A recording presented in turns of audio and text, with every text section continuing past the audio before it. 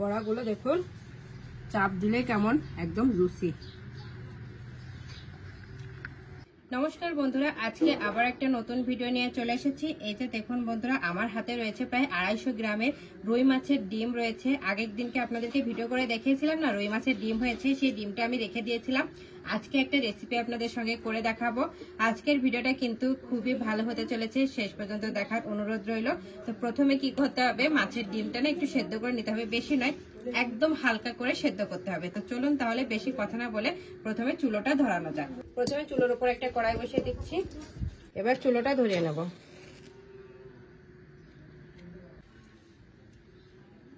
বেশ খানিকটা পরিমাণ কড়াইয়ের ভেতর জল দিয়ে দেব বন্ধুরা। এবার ওই জলের ভেতর পরিমাণ মতন হলুদ গুঁড়ো, খানিকটা পরিমাণ লবণ, কারণ এই জলটা কিন্তু লবণটা একটু বেশি দিতে হবে জলের ভেতর। লবণ হলুদের জলের ভেতর মাছের ডিমটা দিয়ে দেবো। এই যে দেখুন বন্ধুরা, ডিমটা কিন্তু হয়ে গেছে ভাপানো। দেখুন হালকা করে, দেখুন একদম কিন্তু আমি ভাপাইনি। দেখুন দেখলেই কিন্তু বুঝতে পারছেন কতটা ভাপিয়ে নিয়েছি। এবার এটা উঠিয়ে নেব।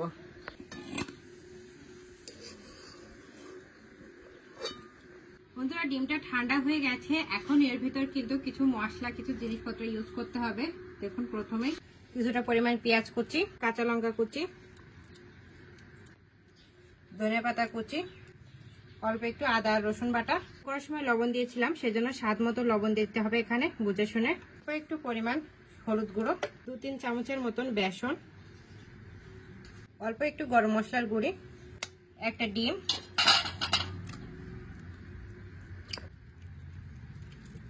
এবার সব কিছু ভালো করে হাত দিয়ে মাখিয়ে নিতে হবে।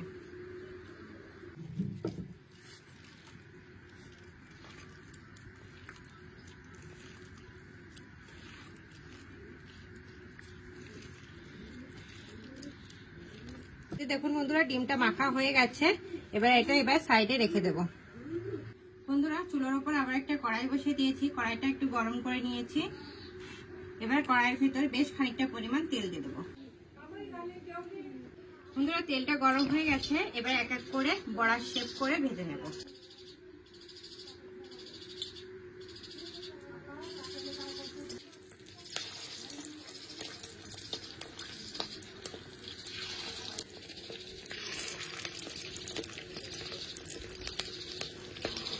এক সাইড হালকা লাল হয়ে আসলে উল্টে দেব।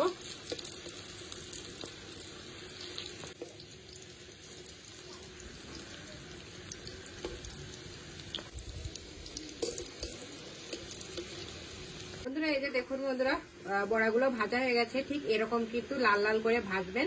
তো এটা কিন্তু এমনিও কিন্তু আপনারা স্ন্যাক্স হিসেবেও কিন্তু খেতে পারেন। তো এখন এটা তেলটা ঝরিয়ে আমি উঠিয়ে নিচ্ছি।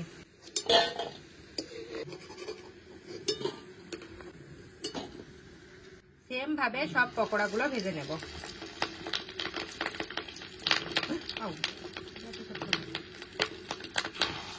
বন্ধুরা ডিমের চপগুলো সব ভাজা হয়ে গেছে, এবার উঠিয়ে নিচ্ছি। এবার ওই তেলে, একই তেলে আলুগুলো ভেজে নেব। আলুগুলো একদম লাল লাল করে ভাজবো। বন্ধুরা আমি আলুগুলো একদম লাল লাল করে ভেজে নিয়েছি, আলুগুলো এবার উঠিয়ে নিচ্ছি। বাদ বাকি তেলে কিছুটা পরিমাণ কালো জিরে ফোড়নে দিয়ে দিলাম, শুকনো লঙ্কা। সবকিছু হালকা ভালো করে ভাজা হয়ে গেলে পেঁয়াজ কুচি দিয়ে দিতে হবে। পেঁয়াজ কুচিটা একদম লাল লাল করে একটু ভেজে নেব। এই দেখুন বন্ধুরা পেঁয়াজটা আমি বেশ লাল লাল করে ভেজে নিয়েছি। এবার বেশ খানিকটা পরিমাণ আদা রসুন বাটা দিয়ে দেবো। আদা রসুনটা দিয়ে ভালো করে একটু ভেজে নেব। পেঁয়াজ আদা রসুন আমি ভালো করে কষিয়ে নিয়েছি, এবার গুঁড়ো মশলাগুলো দিয়ে দেবো। তার আগে এখানে টমেটো বাটা দিয়ে নিচ্ছি। একটা মিডিয়াম সাইজের, বেশ বড় সাইজের একটা টমেটো আমি বেটে নিয়েছি। এক এক করে শুকনো লাল লঙ্কার গুঁড়ো, ধনিয়া পাউডার, হলুদ গুঁড়ো, স্বাদ মতো লবণ, সবকিছু বেশ ভালো করে কষিয়ে নেব।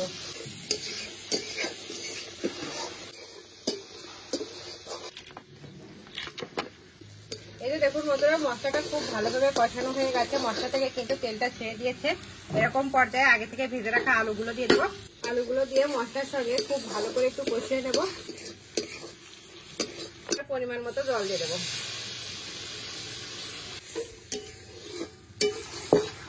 বন্ধুরা ঝুলে বলক চলে এসেছে। এখন এই মাছের ডিমের বড়াগুলো দিয়ে দেবো। বেশিক্ষণ রান্না করার দরকার নেই, 2-4 মিনিটের মতন রান্না করলে কিন্তু হয়ে যাবে।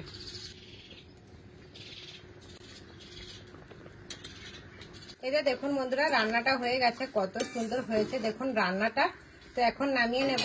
নামানোর আগে অল্প একটু গরম মশলার গুঁড়ি, ধনিয়া পাতার কুচি, 3-4টে কাঁচা লঙ্কা বেশ ভালো করে মিশিয়ে এবার নামিয়ে নেব।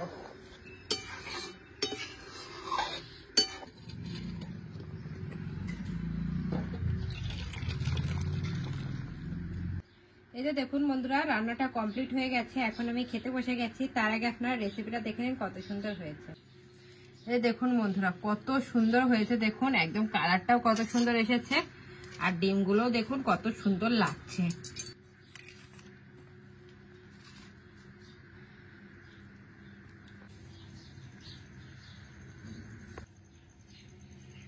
গরম গরম ভাতে এটা জাস্ট জমে যায়। ডিমটা দেখেছেন একদম সফট, হাত দিয়ে ধরার সঙ্গে সঙ্গে কিন্তু গলে যাচ্ছে।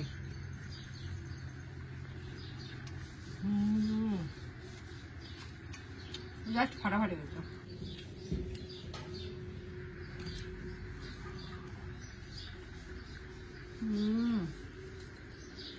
বড়াগুলো দেখুন চাপ দিলে কেমন একদম জুসি।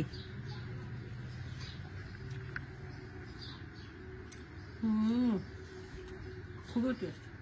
বন্ধুরা, আজকের রেসিপিটা জাস্ট ফাটাফাটি হয়েছে। আপনারা কিন্তু বাড়িতে একবার হলো এইভাবে বানিয়ে খাবেন আর আমাকে কমেন্ট করে জানাবেন কেমন হয়েছে। তাহলে আজকে এই পর্যন্তই। আমার এই রেসিপিটা যদি আপনাদের ভালো লাগে তাহলে অবশ্যই লাইক, কমেন্ট, শেয়ার করবেন। আমার চ্যানেল যদি আপনারা নতুন হয়ে থাকেন তাহলে সাবস্ক্রাইবও করে দেবেন। আর হ্যাঁ, অবশ্যই পাশে থাকা বেল আইকনও প্রেস করবেন, তাহলে এরকম নিত্য নতুন ভিডিও সর্বপ্রথম আপনার কাছে যাবে। আর বাড়িতে একবার হলো এইভাবে মাছের ডিমের রেসিপি বানিয়ে খাবেন আর আমাকে কমেন্ট করে জানাবেন কেমন হয়েছে। তাহলে আজকে এই পর্যন্ত, নমস্কার।